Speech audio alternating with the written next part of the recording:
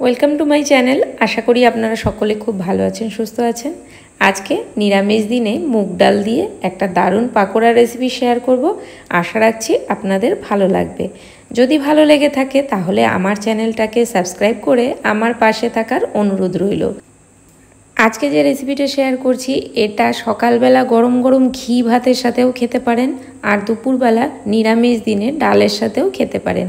এতই সুস্বাদু হয় খেতে, এটা ছোট থেকে বড় সবাই ভীষণ পছন্দ করবে। আর এটা বানাতেও খুব বেশি একটা ঝামেলার দরকার পড়ে না, খুব তাড়াতাড়ি হয়ে যায়। এটা আপনারা চাইলে সন্ধেবেলা টিফিনে চায়ের সাথেও খেতে পারেন। এটা ভীষণ মুচমুচে একটা পাকোড়া। এটা রান্না করতে করতেই অর্ধেক খাওয়া হয়ে যাবে, এত সুন্দর হয় খেতে। এর জন্য আমি এখানে 3টে আলু ছুলে নিয়েছি।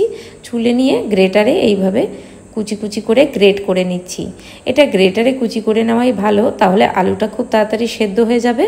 আপনারা যদি চান তাহলে আপনারা হাতেও খুব সরু সরু করে কুচি কুচি করে কেটে নিতে পারেন, তাতে কোনো সমস্যা নেই। তাহলে পাকোড়াটা ভাজার সময় একটু ঢেকে ঢেকে ভাজতে হবে, তাহলেই হবে। এখানে সমস্ত আলুগুলি গ্রেট করে কুচি করে নিলাম। এবার এটাকে খুব ভালো করে জল দিয়ে ধুয়ে নিতে হবে। এই ধুয়ে নেওয়ার সময় খেয়াল রাখতে হবে, এই ধোয়ার সময় এই যে উপরে ফেনা ফেনা মতন ব্যাপারটা হচ্ছে, এইটা যতক্ষণ না একদম চলে যাবে ততক্ষণ পর্যন্ত, কিন্তু একদম সাদা জল না বের হবে ততক্ষণ পর্যন্ত এই আলুটাকে কচলে কচলে ধুতে হবে। না হলে কিন্তু আলুর পাকোড়াটা খুব বেশি মুচমুচে হবে না। ধুয়ে আমি কিছুক্ষণের জন্য জল ঝরিয়ে রাখতে দিয়েছিলাম। এইবার এইদিকে আমি এই যে মুগ ডাল, এই মুগ ডালটাকে আগের দিন রাত্রেবেলা ভিজিয়ে রেখেছিলাম। আপনারা চাইলে 2-3 ঘন্টা আগে একটু গরম জলেও ভিজিয়ে রাখতে পারেন, তাতেও কোনো সমস্যা নেই। এইভাবেই একদম সুন্দর মতন ভিজে ফুলে কিন্তু ডবল হয়ে যাবে। এইবার এই মুগ ডালটাকে আমি একটা মিক্সিতে পেস্ট করে নিচ্ছি।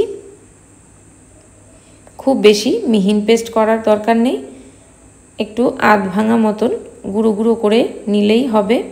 আর মিক্সিতে পেস্ট করার সময় ডাল সবসময় মিক্সির হাফ পরিমাণ দিয়ে তারপর পেস্ট করাই ভালো, তাহলে জিনিসটা খুব সুন্দর পেস্ট হয়। আর এইখানে অল্প কটা মুগ ডাল আমি রেখে দিচ্ছি। এই মুগ ডালটা পরে কাজে লাগবে। আস্ত মুগ ডাল, কিছু গোটা মুগ ডাল আমি কিন্তু রেখে দিয়েছি, খুব সামান্য পরিমাণ রেখে দিয়েছি। আর এখানে 1 চিমটে হলুদ আর স্বাদ মতন অল্প লবণ দিয়ে দিলাম, আর একটা ঝালের জন্য কাঁচা লঙ্কা দিয়ে দিলাম। আপনারা চাইলে এটা লাস্টেও অ্যাড করতে পারেন। তো দেখতেই পাচ্ছেন খুব বেশি মিহিন পেস্ট কিন্তু আমি বানাইনি। এইবার এটাকে আলু, এই যে কুচি কুচি করে আলু কেটে রেখেছি, এটার মধ্যে ট্রান্সফার করে নেব ডালের পেস্টটাকে। মুগ ডাল দিয়ে নিরামিষ দিনে এইভাবে পাকোড়া বানিয়ে দেখতে পারেন, ভীষণ ভালো হয় খেতে।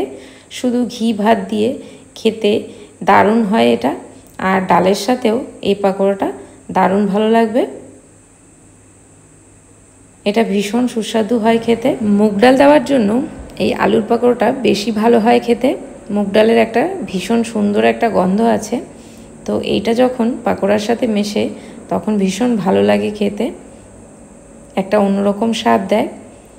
এবার এর মধ্যে আমি আবারও একটুখানি হলুদ দিয়ে দিলাম, ছোট চামচের 1 চামচেরও কম। আর দিয়ে দিচ্ছি জিরা গুঁড়ি, ধনে গুঁড়ি, এগুলো সব হাফ চামচেরও কম।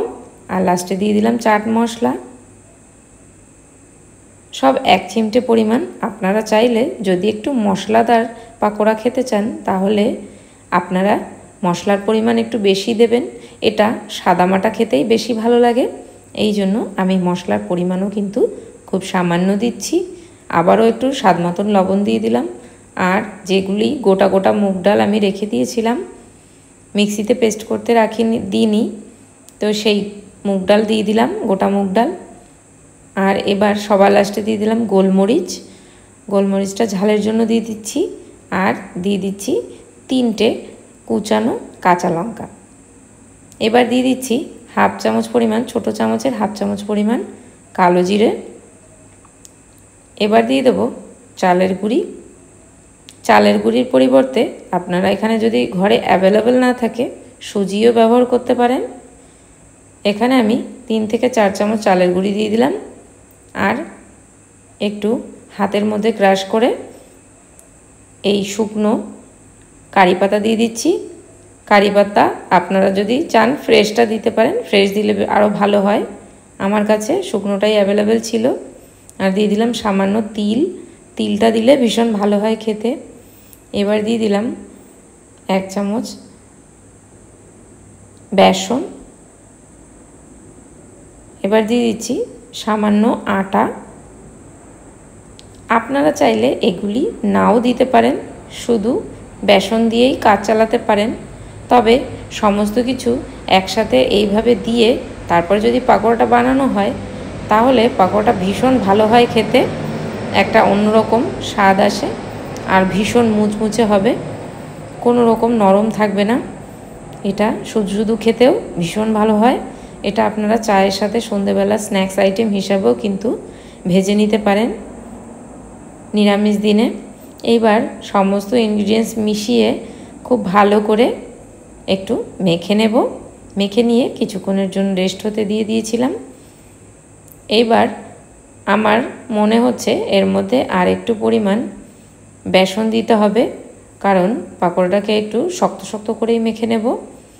বেশি জলা জলা মতন থাকলে কিন্তু চলবে না, একটু শক্ত শক্ত করে মেখে নিলে তাহলে বড়াটা মুচমুচে এবং শক্ত হবে। আবারও একটু মেখে নিচ্ছি। এবার কড়াইতে তেল গরম হতে দিয়ে দিয়েছি।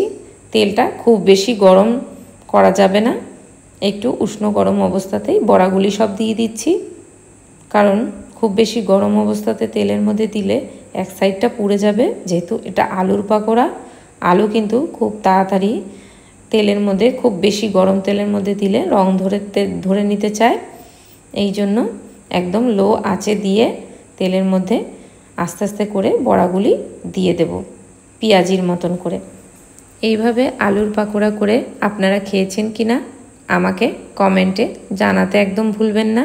আগে কখনো ট্রাই করেছেন কি না, আর যদি ট্রাই না করে থাকেন তাহলে আমি রিকোয়েস্ট করব আপনারা এইভাবে অবশ্যই ট্রাই করে দেখতে পারেন। ভীষণ ভালো হয় খেতে, ছোট থেকে বড় সবাই পছন্দ করবে। একটা ইউনিক আইটেম বলতে পারেন। এইবার এক সাইডটা খুব ভালো মতন প্রথমেই কিন্তু বড়াগুলি দিয়ে উল্টানো পাল্টানো যাবে না, এক সাইডটা এইভাবে একদম ভাজা ভাজা মতন হয়ে যাবে, তারপরেই উল্টানো ভালো। এইবার আমি উল্টে পাল্টে দিচ্ছি।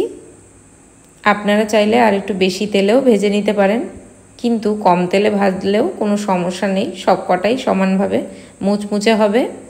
কারণ এর মধ্যে যেহেতু অনেক কিছু দিয়েছি, বেসন, চালের গুঁড়ো আর মুগ ডালটাও কিন্তু একটা মুগ ডাল দিলে পাকোড়া ভীষণ মুচমুচে হয়। এবার আমি বড়াগুলি তুলে আবার এক ব্যাচ বড়া দিয়ে দিচ্ছি, চামচের সাহায্যেই দিয়ে দিচ্ছি। এবার পরেরগুলি একটু ছোট ছোট করে দিচ্ছি, যেহেতু তেলের পরিমাণটা একটু কমে গেছে আর এই আলুর পাকোড়াটাতে একটু তেল বেশি টানে, তো সেই জন্য এটায় একটু তেল বেশি দিয়েই ভাজতে হবে। তো এটারও এক পিঠ হয়ে গেছে। এবার উল্টে পাল্টে একটু রং যতক্ষণ না এরকম সুন্দর লাল কালার ওই পাশটাও হচ্ছে ততক্ষণ এটাকেও একটু ভেজে নেব। তো দেখতেই পাচ্ছেন খুব সুন্দর একদম মুচমুচে বড়া তৈরি হয়ে গেছে। এটা খেতে ভীষণ সুস্বাদু হয়। আজকের ভিডিওটা আমি এখানেই এন্ড করছি। আপনাদের এই বড়ার রেসিপিটা কেমন লাগলো জানাতে একদম ভুলবেন না। আর যদি ভালো লেগে থাকে তাহলে একটা লাইক করে আমার চ্যানেলটিকে সাবস্ক্রাইব করে আমার সঙ্গে থাকার অনুরোধ রইল। আজকের ভিডিওটা এখানেই এন্ড করছি। দেখা হচ্ছে নেক্সট ভিডিওতে।